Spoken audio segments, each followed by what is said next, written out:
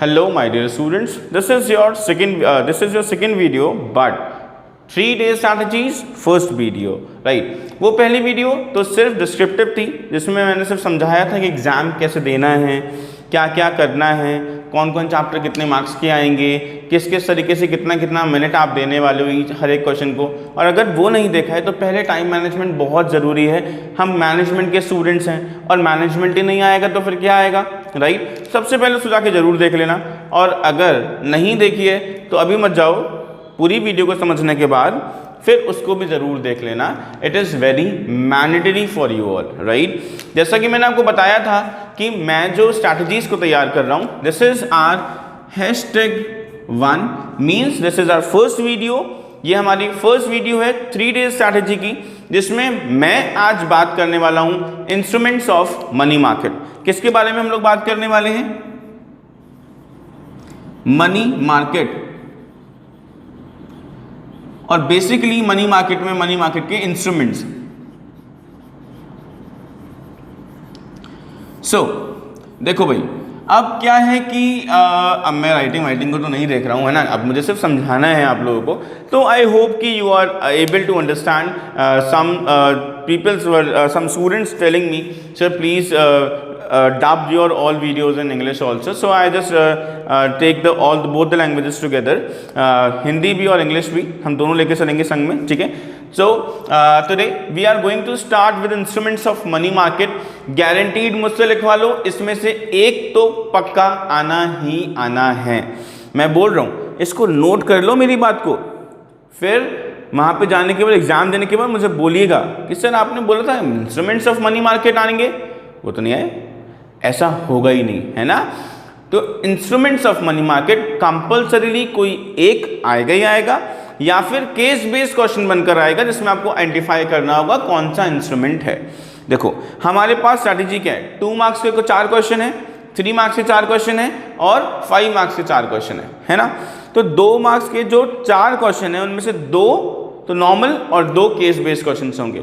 Similarly जो 3 marks वाले question है उसमें से 2 केस बेस्ड क्वेश्चन होंगे, और 5 मार्क्स वाले जो क्वेश्चन है उसमें से भी 2 केस बेस्ड क्वेश्चन होंगे। एज यू नोज कि बिजनेस स्टडीज एग्जाम हमेशा केस बेस्ड आता है, तो इस बार भी केस बेस्ड ही आना है, राइट? तो out of 12 question 6 question are of case based question. तो this is very important for you कि आपको समझना भी है और लर्न भी करना है। और लर्न इस समय कैसे करेंगे, मैंने आपको बताया था, स्ट्रैटेजी बताई थी। अभी पहले पूरी वीडियो को ढंग से देख लो, और सोते वक्त एक बार उसको वीडियो को अपने ईयरफोन्स को कान में लगा के उसको सुन लीजिएगा, सुनते सुनते सो जाइएगा। दैट इज व्हाट कि वो आपको अच्छे से आपके माइंड में सेट हो जाएगी, और जब एग्जाम आएगा तो आप आराम से उसके बारे में लिख सकते हो। सबसे पहले हम जो बात करने वाले हैं वो है हमारा टी बिल। कौन सा बिल? टी बिल, जिसे हम बोलते हैं ट्रेजरी बिल। तो today we are going to start first with T bill. अब देखो ये टी बिल इतना इंपॉर्टेंट है ना कि मुझे लगता है शायद टी बिल ही आने वाला है ना? लेकिन मनी मार्केट के सारे इंस्ट्रूमेंट्स बहुत इंपॉर्टेंट हैं, तो पांचों में से कोई भी एक आ सकता है। Total we have 5 instruments. Total we have how many instruments? 5 instruments we have. So first we are taking T bill, then we are going for commercial paper CP, and then third we are taking call money, fourth we are taking certificate of deposit, and fifth we are taking commercial bill, right?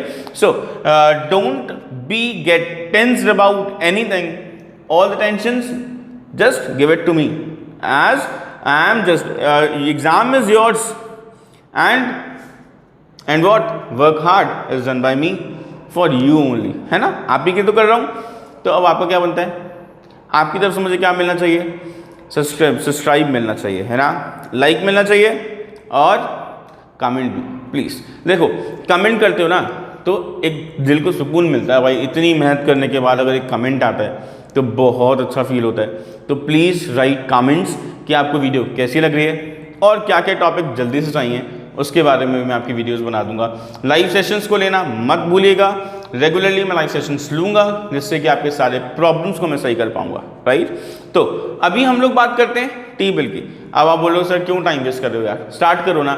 हाँ तो बस अब start ही कर रहा हूँ। क्या T bill को शुरू करते हैं। टी बिल में अगर हम बात करें तो सबसे पहली बात बहुत इंपॉर्टेंट सी, फर्स्ट पॉइंट, मैं पॉइंट्स वाइज बता रहा हूँ, इसको अच्छे से याद कर लेना।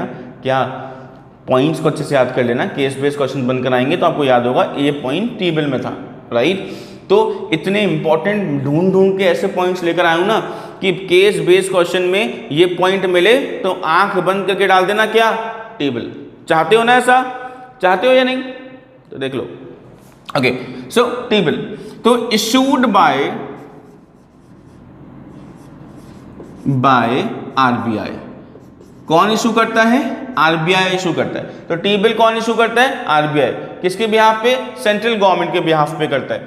तो इशूड बाय आरबीआई, क्योंकि इसको आरबीआई इशू करता है इसलिए कैसा है, सिक्योर्ड इंस्ट्रूमेंट है।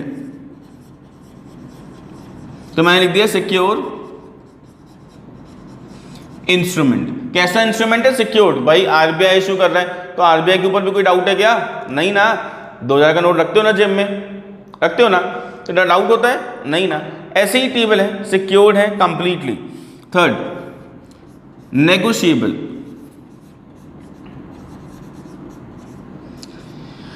नेगोशिएबल इंस्ट्रूमेंट है। नेगोशिएबल इंस्ट्रूमेंट का मतलब होता है फ्रीली ट्रांसफरेबल, मतलब ये किसी पार्टी के नाम पे नहीं हो रहा है, या फिर नाम पे अगर हो भी रहा है तो भी ये फ्रीली ट्रांसफरेबल है। इसको हम इंडोर्स कर सकते हैं, किसी भी पर्सन को आप बेच सकते हो अगर आपको पैसों की जरूरत इमीडिएटली पड़ गई है तो, राइट। इसलिए कैसा है, नेगोशिएबल इंस्ट्रूमेंट है, मतलब फ्रीली ट्रांसफरेबल है। In fact it is issued at discount and repaid at par. क्या, एट रीपेड एट पार। तो आप क्या देख रहे हो, जब भी टेबल इशू होता है तो वो डिस्काउंट पे इशू होता है, मतलब less than face value, face value से कम पे। लेकिन जब रिलीज होता है, रिडीम होता है, तो रिडीम के टाइम पर फेस वैल्यू पे रिडीम होता है, मतलब पार वैल्यू पे रिडीम होता है, राइट। अब आगे, इसलिए इसको बोलते हैं जीरो कूपन बॉन्ड। क्या बोलते हैं इसको, जीरो कूपन बॉन्ड। अब क्वेश्चन ये आता है, why table is called zero coupon bond, इसे जीरो कूपन बॉन्ड क्यों कहते हैं।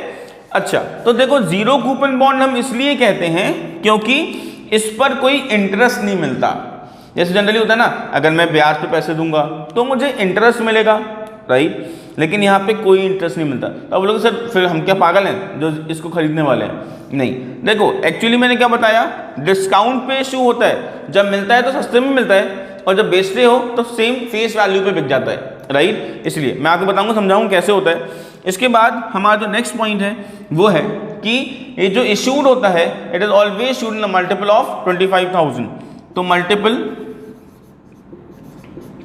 ऑफ 25,000, जब भी हमारा टेबल इशू होगा तो मल्टीपल ऑफ 25,000 में ही होगा, मतलब minimum table is 25,000 and after that जो भी टेबल इशू होगा वो किसके मल्टीपल में होगा, 25,000 के मल्टीपल में इशू होगा। इसलिए आप ये देख पा रहे हो किस तरीके से हम इशू कर सकते हैं टेबल्स को, right. After that the maturity period, maturity period, इसका मैच्योरिटी पीरियड कितना होता है, 14 डेज टू 364 डेज। क्या है maturity period, 14 days to 364 days का मैच्योरिटी पीरियड है इसका। तो बी श्योर कि इसमें कंफ्यूजन हो जाता है, जब हम बहुत सारे पांचों को याद करते हैं तो बीच में इनके क्लासेस आने लगते हैं टाइम पीरियड में। लेकिन आप देखो 14 डेज टू 364 डेज के लिए हमारा जो टेबल है वो इशू होता है, और मैंने आपको बताया कि मल्टीपल ऑफ 25,000 में होता है। लेकिन अब मैं समझाऊंगा आपको कि issued at discount and repaid at par का मतलब क्या है। तो देखिए, सबसे पहली बात, अगर 25,000 या फिर हम मानते हैं मोटा मोटा 1 लाख रुपीज़ का हमने क्या करना है, एक टेबल है, कितने रुपए का है, 1 लाख रुपए का। फेस वैल्यू क्या है, 1 लाख रुपीज की फेस वैल्यू है, राइट। अब ये 1 लाख रुपीज की जो फेस वैल्यू है, इसको जब इशू करेंगे तो कभी करीबन सपोज करो मान लो 95,000 में उन्होंने इशू कर दिया, राइट। इसका मतलब क्या हुआ, डिस्काउंट में इशू किया ना, तो 95,000 में इशू किया 1 लाख वाला प्रॉमिसरी नोट, 1 लाख वाला टेबल। अब क्या हुआ, ये 95,000 में मैंने ले लिया, कितने के लिए, डेज के लिए, 90 डेज के लिए। कितने दिन के लिए, 90 डेज के लिए। अब जब 90 डेज पूरे हो जाएंगे तो मैं उस बिल को वापस करूंगा और मुझे कितने रुपए मिल जाएंगे, 1 लाख। तो मुझे फायदा हो गया ना, कितने का, 5000 का। लेकिन क्योंकि इस पे कोई इंटरेस्ट नहीं मिलता, इसलिए इसको बोलते हैं zero coupon bond. I hope it is clear. अब वो क्लियर हो गया, ठीक है। अब चलते हैं हम लोग किस पर, कमर्शियल पेपर पर, सीपी पे भी चल रहे थे कि सीपी क्या होता है। तो सीपी देखना चाहेंगे तो देखिए कमर्शियल पेपर क्या है, सीपी। अब देखो actually it is not Delhi वाला कनॉट प्लेस, ये दिल्ली वाला कनॉट प्लेस तो बिल्कुल भी नहीं है ना। अब सीपी क्या होता है मैं बहुत सिंपल तरीके से आपको बता रहा हूँ। आई होप कि शायद इससे इस तरीके से आपने नहीं पढ़ा होगा, और एक्चुअली पढ़ा भी है तो अभी लास्ट टाइम पे रिकैप्चुलेट करने के लिए बहुत ज़रूरी था, राइट। तो इट शुड बी कि आप जहाँ से पढ़े थे इट्स वेरी गुड, है ना। अब मेरे पास पढ़ रहे हो तो इसको ढंग से देख लेना एक बारी कि ये बहुत इंपॉर्टेंट है, ज़रूर ज़रूर ज़रूर आने वाला है। अब हम बात करते हैं, फिर वही वाली बात बोलोगे सर फिर टाइम वेस्ट करो, नहीं टाइम नहीं वेस्ट करा, आगे बढ़ते जल्दी से। CP commercial paper. अब ये कमर्शियल पेपर क्या होता है, तो मैं फिर से बोलूँगा, issued by large corporate houses. कौन इशू करता है, लार्ज कॉर्पोरेट हाउसेस, बड़े बड़े कॉर्पोरेट हाउसेस। जनरली हम लोग मानते हैं कि ऐसे बिजनेसेस जिनका जो वर्किंग कैपिटल है वो minimum working capital 5 crore rupees का होना चाहिए, बट स्टिल हम लोग ये बोलेंगे कि जो बड़े बड़े कॉर्पोरेट हाउसेस होते हैं जैसे टाटा, रिलायंस, बिरला, तो ये सब क्या है, these are the corporate houses. ये लोग क्या करते हैं, सीपी मतलब कमर्शियल पेपर को इशू करते हैं।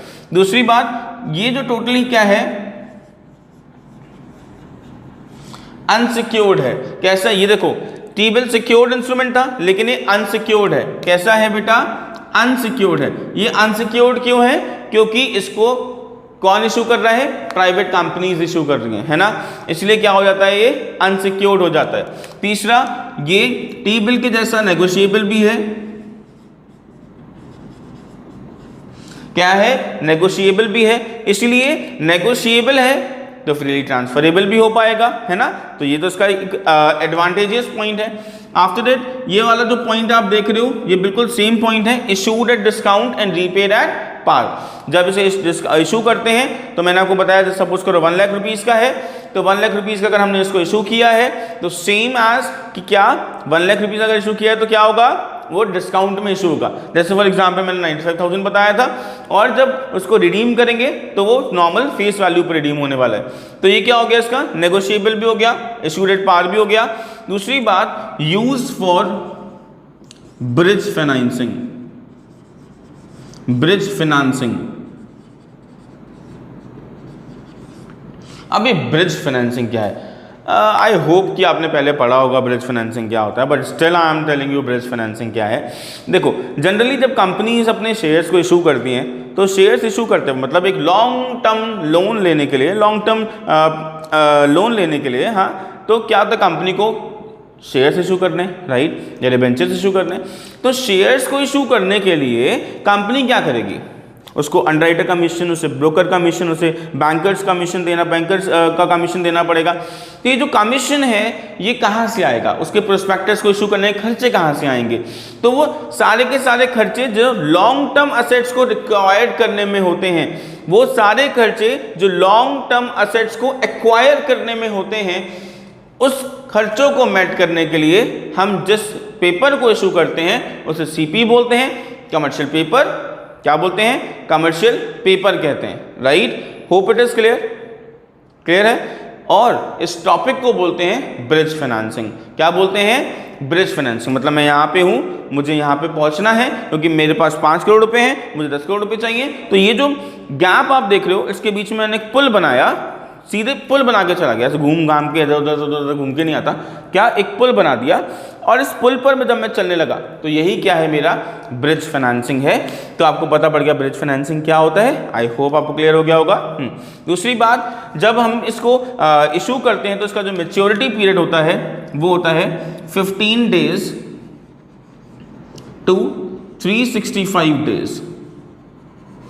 जनरली जब हम इसे इशू करते हैं तो इसका मैच्योरिटी पीरियड कितना होता है, 15 डेज टू 365 डेज के लिए होता है, राइट। और दूसरी बात, द लास्ट टाइम कि ये हमेशा मल्टीपल ऑफ 50,000 के होता है, लेकिन अलग अलग बुक्स में अलग अलग बात दे रखी है। किसी में 5 लाख रुपीज़ भी दे रखा है कि जो मिनिमम कमर्शियल पेपर है वो 5 लाख रुपीज़ का है। तो according to NCERT it is 50,000, but we are going for the 5 lakh rupees. तो ये कितना होता है, मिनिमम 5 लाख रुपीज़ से कमर्शियल पेपर इशू होता है। उसके बाद 5 लाख के बाद फिर 10 लाख, फिर 15 लाख, फिर 20 लाख, इस तरीके से इशू होता जाएगा। I hope it is clear to you all. ये दोनों पॉइंट क्लियर हो गए, पक्का क्लियर हो गए। कोई भी डाउट हो ना, ज़रा सा भी कुछ भी लग रहा है ना कि सर ये 1 वे कम्युनिकेशन है, मैं अपने क्वेश्चन तो पूछ ही नहीं पा रहा है ना, तो कोई दिक्कत नहीं है। आप आराम से बेफिक्र होकर अपने क्वेश्चंस को कमेंट में डालिए कमेंट बॉक्स में, और मैं तुरंत आपका रिप्लाई करूँगा। ऑब्वियस से अब तो रात होने जा रही है, लेकिन आप तो पढ़ोगे ना, रात को ही पढ़ना है ना आप लोगों को, आप पढ़िएगा। लेकिन सुबह जैसे देखूंगा तो तुरंत उसके बाद आपका रिप्लाई करूंगा, और जैसे ही देखूंगा वैसे रिप्लाई करूंगा। कल वैसे SST का पेपर है क्लास 10 का, तो मेरी ड्यूटी भी लगने वाली है।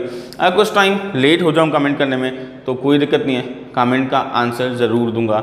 Wait for that my turn, है ना, मेरे टर्न का वेट कीजिएगा। Okay, so these are 2।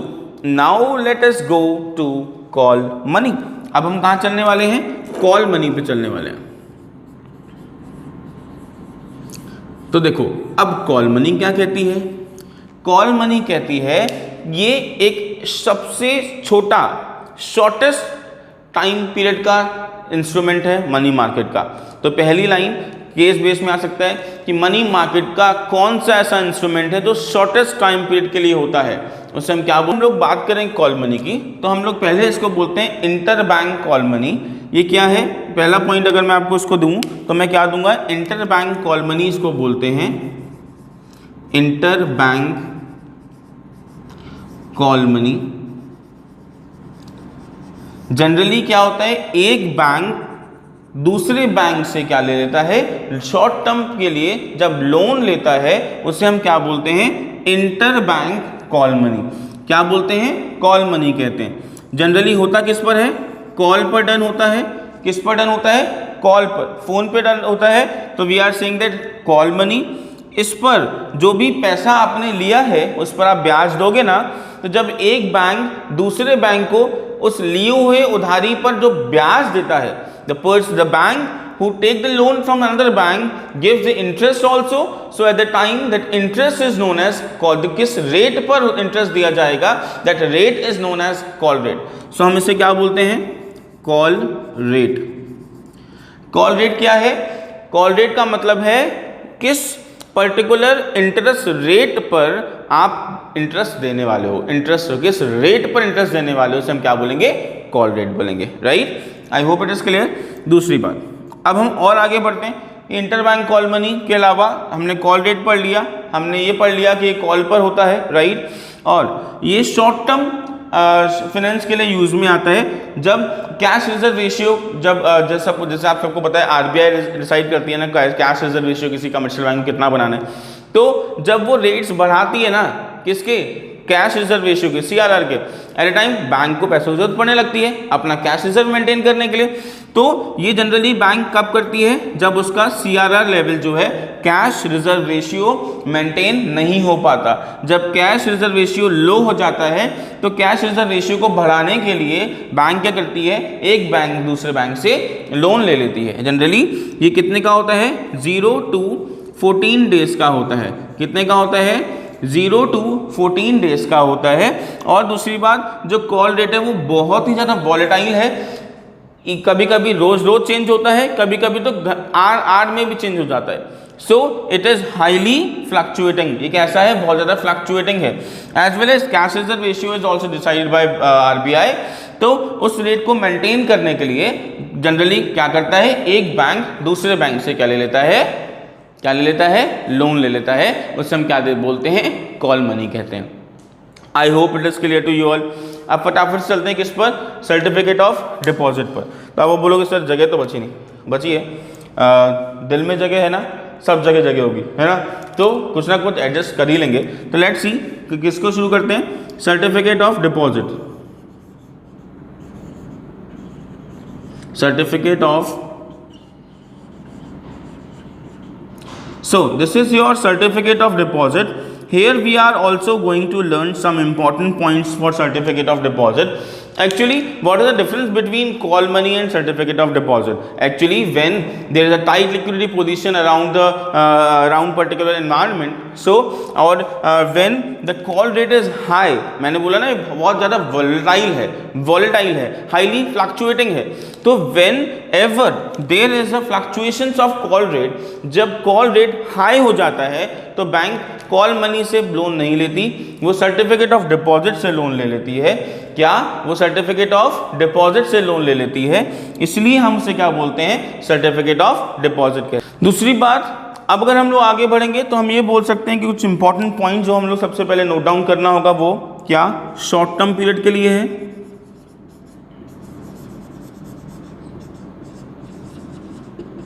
ठीक है। दूसरा 7 days to 1 year के लिए होता है short certificate of deposit. Second thing, generally liquidity position, जब टाइट लिक्विडिटी पोजीशन तब हम इसे यूज करते हैं। इशू कौन करते हैं? Issued by commercial bank. कौन इशू करता है? कमर्शियल बैंक इशू करता है, और डेवलपमेंटल फाइनेंशियल इंस्टीट्यूशंस भी इशू करते हैं। डेवलपमेंटल फाइनेंशियल इंस्टीट्यूट्स, सारे डेवलपमेंट फाइनेंशियल इंस्टीट्यूट्स क्या होते हैं? जैसे ICI, right, IDBI, so industrial development bank of India. तो these are the developmental financial institutions जो जनरली किसी पर्टिकुलर फाइनेंस को अवेलेबल कराने के लिए बने हुए हैं, उनका बेसिक कुछ पर्पस है उसका वहाँ पे होने का, तो जनरली ये लोग इसको इशू करते हैं, राइट। आई होप कि ये समझ में आया है, राइट। अब दूसरी बात, ये कैसा है? अनसिक्योर्ड है। दूसरी बात, ये नेगोशिएबल है।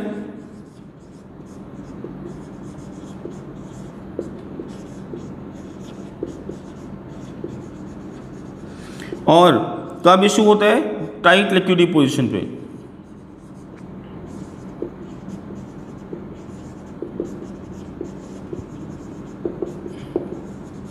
राइट, आई होप कि आपको क्लियर हो गया होगा। एंजॉय कर रहे हो ना? देखो, मैं इसको बहुत ज़्यादा एक्चुअली एक्सप्लेन नहीं किया क्योंकि ये सारे पॉइंट्स आप पहले समझ चुके हो कि हम लोगों ने क्या क्या पढ़ा था, राइट। तो वीडियो को बहुत लंबा नहीं करने वाला हूँ, छोटी सी वीडियो ही रहने देते हैं। और लास्ट अब हम लोग चलेंगे किस पे? हमारे कमर्शियल बिल पर। तो कमर्शियल बिल पे जाने के लिए हम लोग, मैं सोच रहा हूँ कि इस वाले पार्ट को थोड़ा सा रफ कर देता हूँ, जिससे हम कमर्शियल बिल पर ईजिली पहुँच पाएंगे। और आई होप कि this space is sufficient to us. So last is commercial bill. It is also known as trade bill, issued by one businessman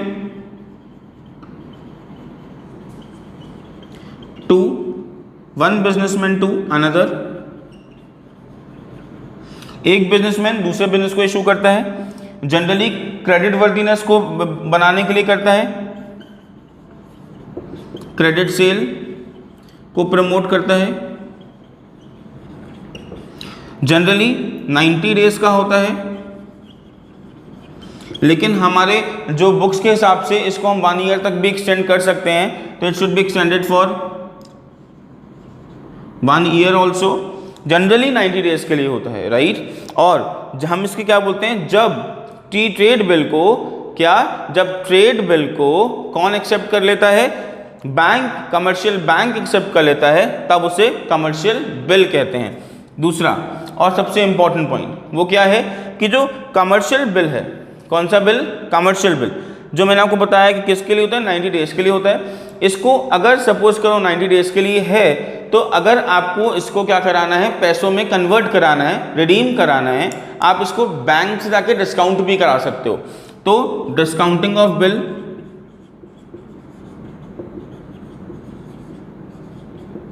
right. Discounting of bill के अलावा it is negotiable instrument.